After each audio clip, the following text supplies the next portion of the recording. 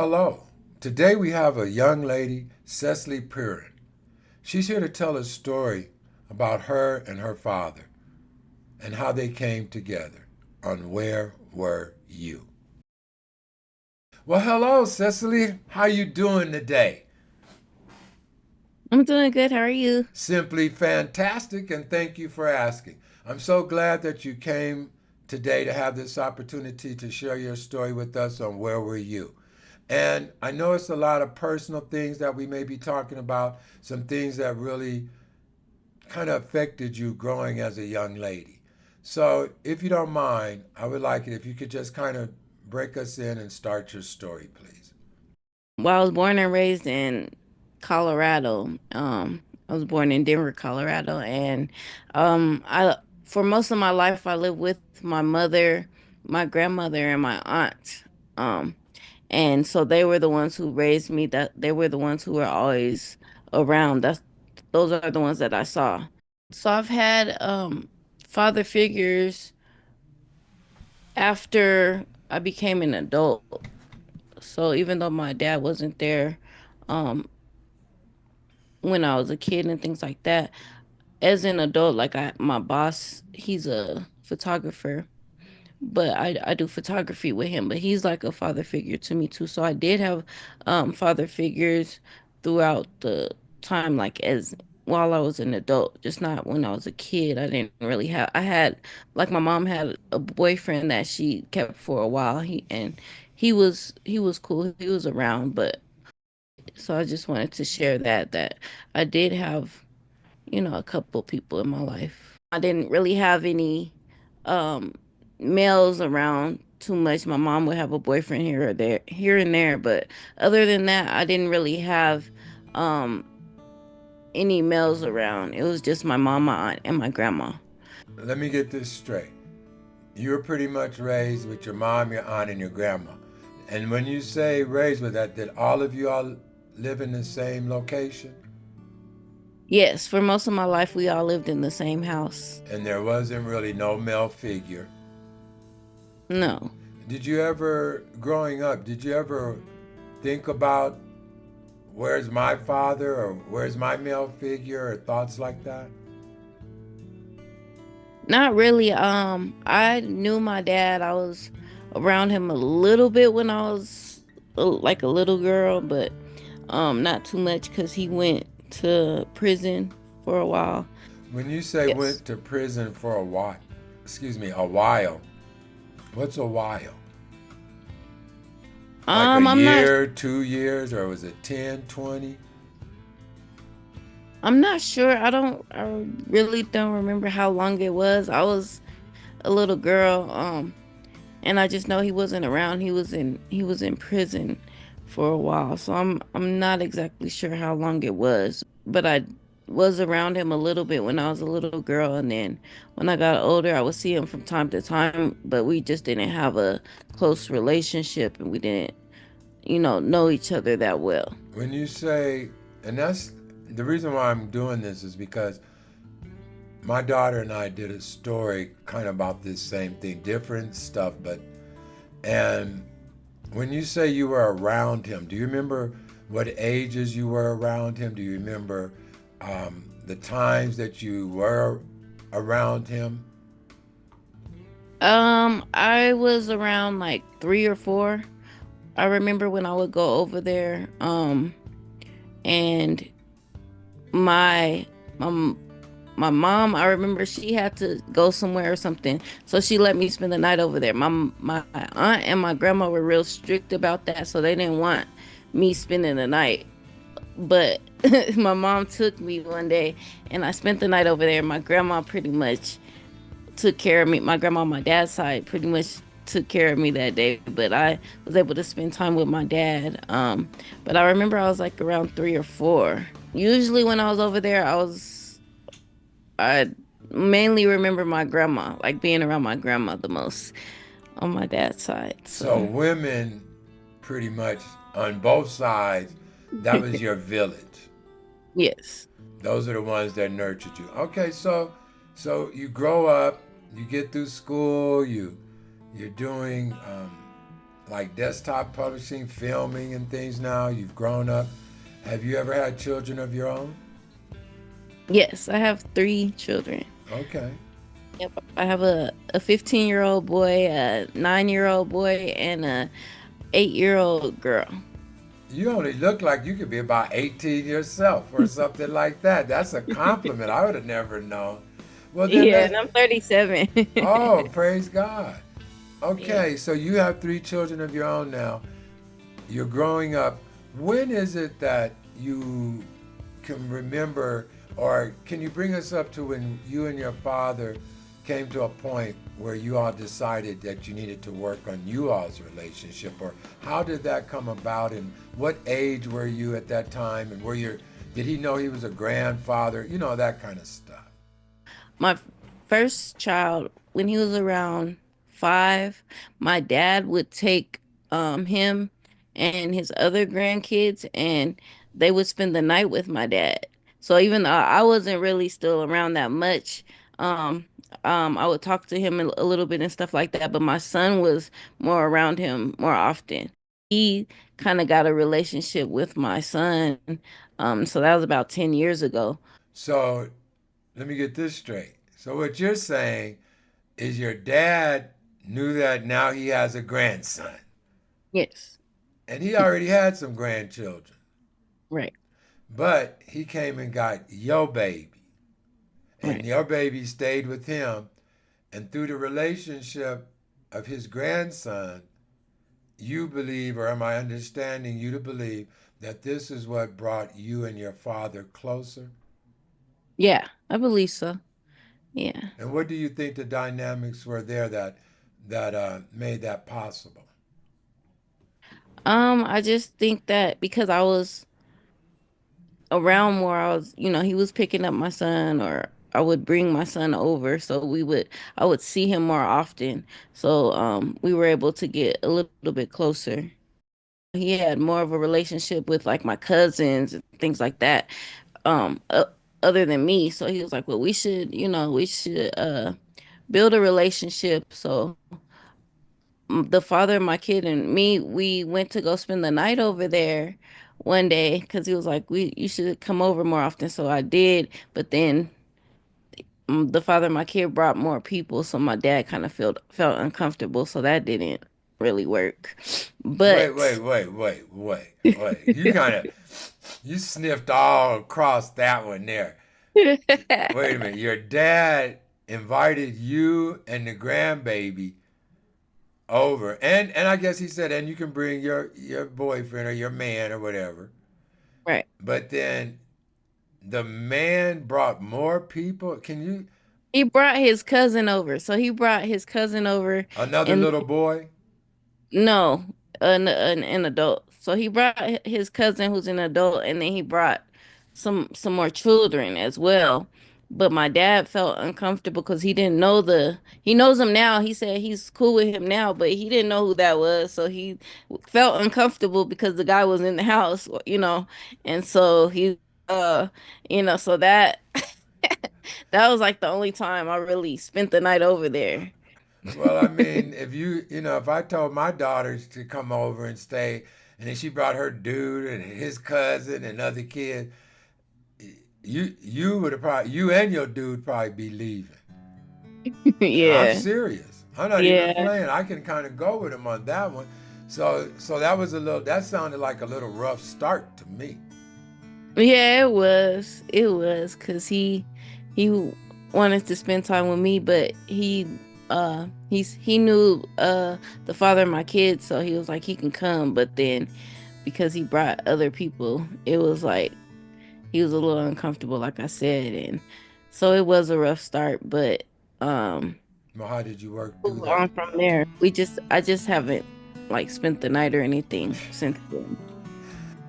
Maybe when you talked to your father, when you talked about why he was gone, why he didn't come for you, how he knew he had a child here, and what happened, and why this disconnect. Have you and your father ever had those kind of conversations?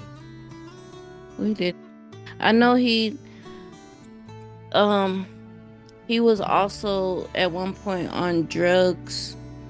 Um, I guess he and I just recently really found out. I knew he was on drugs, but I didn't really know too much about it. But he did a my cousin did a documentary about um my my nephew who is in prison and his dad's in prison and so they interviewed my dad and my dad talked about how he was on drugs. Like he smoked weed one time, it had some cocaine in there, and so then he got hooked on crack or whatever. And um and so it took him a while to get off of that. So I know that's probably um one piece of it. One piece of it, you say? That's one piece of why he wasn't around. I know one was like because he was in prison, one because he was on drugs. So, but we haven't really had those conversations. Have you ever felt like he didn't care about you or that he abandoned you? No, I never really felt that way. Um, and I probably because I had my mom, my aunt, and my grandma, and they like took care of me real well. I didn't have any lack. There wasn't anything I was missing really growing up other than um I probably because I didn't have any male influence and things like that, I would look for it in guys, and so I would try to get boyfriends and keep getting my heart broken over and over and things like that. Because I was around all women, I didn't like hanging around girls that much. So I would hang out with mostly guys. Like even at school in high school, I would hang out with all guys. And I wouldn't hang out with them like, oh, I was trying to talk to them. I would hang out with them like I was one of their homeboys. That was another thing too. I think I just I was tired of just women and girls and stuff like that. So I would just be around guys a lot. And Well, Cecily, that sound like um, a lot. It sounds like not only do I hear there's like this identity thing, it's not that you didn't know who you were and all that, but like you were saying, when you grew up around these women, your father wasn't there. You really didn't think about it because, like you said, you had a support group. But obviously, as you were growing up, something in what you said makes me think that something was going on because you said, I didn't even want to hang around no women. I grew up around women. I want some male figure up in here now. right. You started having a whole nother attitude. And then I hear about how you were hanging out and you were like one of the guys and things like that. As a young lady, when it come to like prom or dances and things like that, I'm just trying to get into what you felt as a young lady. I mean, to I understand you were tired of the women. I understand when you said it made you kind of like you got with dudes, you was in some relationships that really wasn't going nowhere. Your eyes, your mind was set on the wrong things. Right. And that's very real. But as you was navigating through that, what made you start to see the light, if you will? I just feel like once I had my son, then like right after that, I joined the dance ministry, and I felt like it was God that filled the void. So even though I was lacking, I felt like God filled that void, and I didn't have to keep searching anymore and things like that. I felt like my son was enough and God was enough. It didn't end there to where I was like, okay, that was the end of it because I still was out there looking, later. It was a ongoing battle, but that did help for a long time. As long as the closer I was to God, then the more I felt fulfilled. And then if I kind of step back or whatever, then it would kind of go backwards. your mother, grandmother, and aunt. Then it was the rough spell. Then somewhere through this, you started believing or trusting more in God. Yes. And then your son, that kind of changed the whole picture right there, because now you have someone looking up to you. Now you have Right. someone, yes, that's responsible, that you're responsible for. And you really Right. don't want your son to be lacking in anything. So Exactly. when you were turning him over to your dad, and when you were spending this time with your dad, had your dad overcame drugs, or did that had that ever stopped? Yeah. I think by then he had already overcame all of that. I think it was like years before that when he overcame the drugs and alcohol. Did he ever tell you what caused him to change his path? He didn't want to be addicted. He kept trying to get off. He said he kept trying by himself and he just couldn't get off. He couldn't get off. So then he would go in the bathroom with a Bible, and every time he go to the bathroom, he'll look at the Bible, and that's what God helped him get off. He the word of God. Obviously, you kind of knew him when he was drinking and drugging, and then you saw this change in your father. When you saw that change, how did that influence you? Well, I wasn't around him that much, so I didn't really see how he was then versus now. Um, I I knew of him when he was around. He was always the same to me. Like he was always kind to me and things like that. But I wasn't around him to see how the drugs and alcohol affected him. So when he got off, I'm not exactly sure at what point he got off. I just heard his story when he was telling it in that documentary. And I've talked to him a couple times about it because I have, friends that I was trying to help with the same thing. So I asked him for advice. But other than that, I didn't even really know too much about that. Like I said, I just heard about it. I heard about him being on drugs, but I didn't experience it. So you That makes never really been around somebody or up close that's really been addicted on cocaine or alcohol? Not before this year. One of my one of my Not friends, before this year. Wow, you're 30 something. You said not until this year, huh? yeah, one of my friends is, and I've been trying to help him, but I feel like I there's nothing I can do. Like I feel like he needs to get his own help or somebody who's more qualified to help him because it's just really bad. So yeah. You hit that on the head. Um, if you can't really handle it, a lot of people think that they can help or be a crutch, but really it takes either a person, kind of like what your father did. You don't hear stories all the time where people really was delivered through God, Right. and just to throw it out there, I am one person that was truly delivered because of God. It Right. wasn't it wasn't going to rehabs or nothing like that.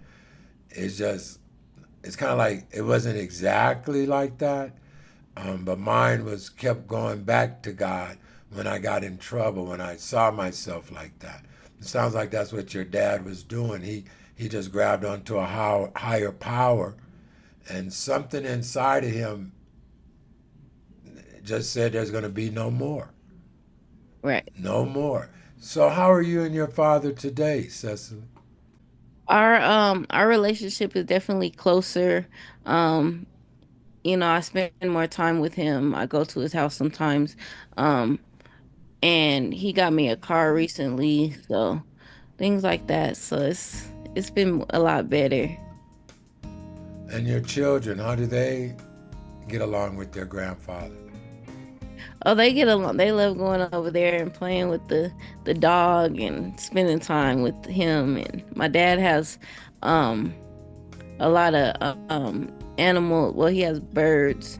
He has a dog, and then he has his house is like a museum because he's a artist, so he has a lot of paintings, and then he likes to go to the pawn shop and to different places, and he'll find historical pieces and things like that. So he has a lot of just stuff around his house, and it's like a museum. So we like to go over there. It's nice. As you were growing up and you were Hmm. missing your father in your life, your father comes back in your life, and you say you really didn't miss anything, but it sounds like maybe you didn't miss nothing up front, but your actions, something was missing. You know what I mean? Yeah. You like Uh, when you say when I hear you say that I hung out with the guys. I was tired of being with the women. I had relationships and they weren't quite what I thought. When I hear that, it's like someone looking for something because there is something missing. You know, like that puzzle thing. There's something missing. right. And I hear you more or less saying, well, this, I know he wasn't there. I really didn't think about it. But something inside of me, I guess what I'm trying to pull out of you if I can, is there any deep things or times that you really wondered about your father, how the other half of you, that piece of the puzzle, and why and where, and I mean something like that? I mean, like when he was in prison, I would look him up. So, um, I probably was wondering. I mean, cause he, like I said, he was. I've always knew of him. I've always I've been around a few times and stuff like that. So, um, I knew that he would be there. Like he always showed me love and stuff like that. So it wasn't like um he wasn't there at all. It was just like when he was going through what he was going through, he just wasn't around. So but I would look him up and things like that. When he was in prison, I would look up his inmate information and things like that, him and my brother, because my brother has life without parole. What? So, yeah. Yeah. So, and Wait, wait, I wait. met my brother when I was 17. Both of my brothers when I was around 17. Life And without parole? yeah, I hung out with him maybe like 3 or 4 times, and then he went to prison. So, I didn't even get to spend a lot of time with my brother. Do you mind if I were to ask life without parole? That's pretty serious. Right.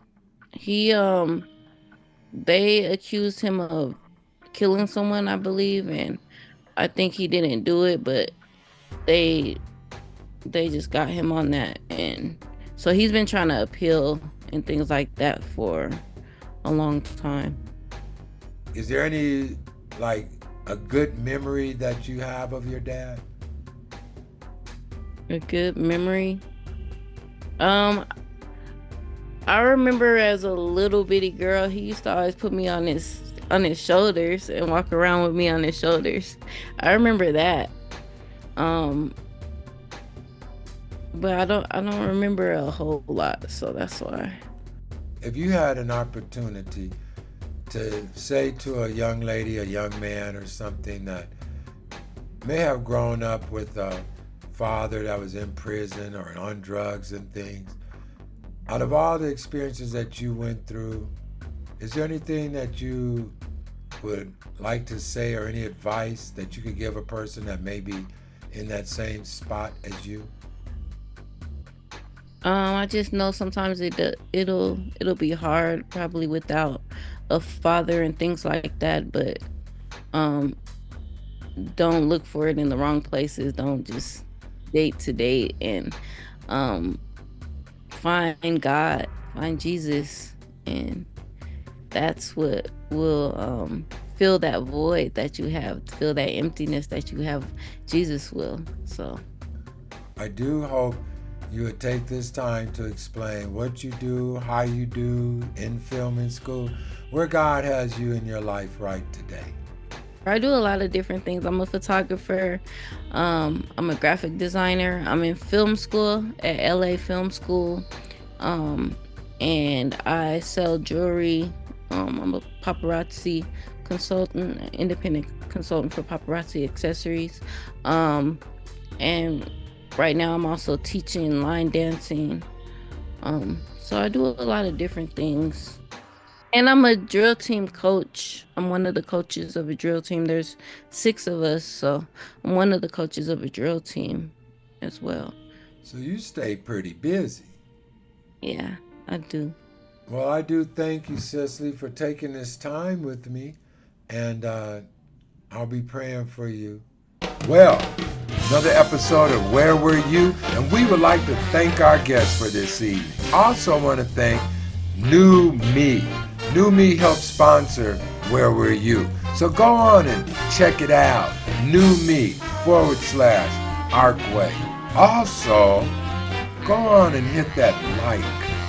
Go on and hit subscribe. Go on and hit that share. Go on and leave a comment. And if you find anyone that has a story, let me know.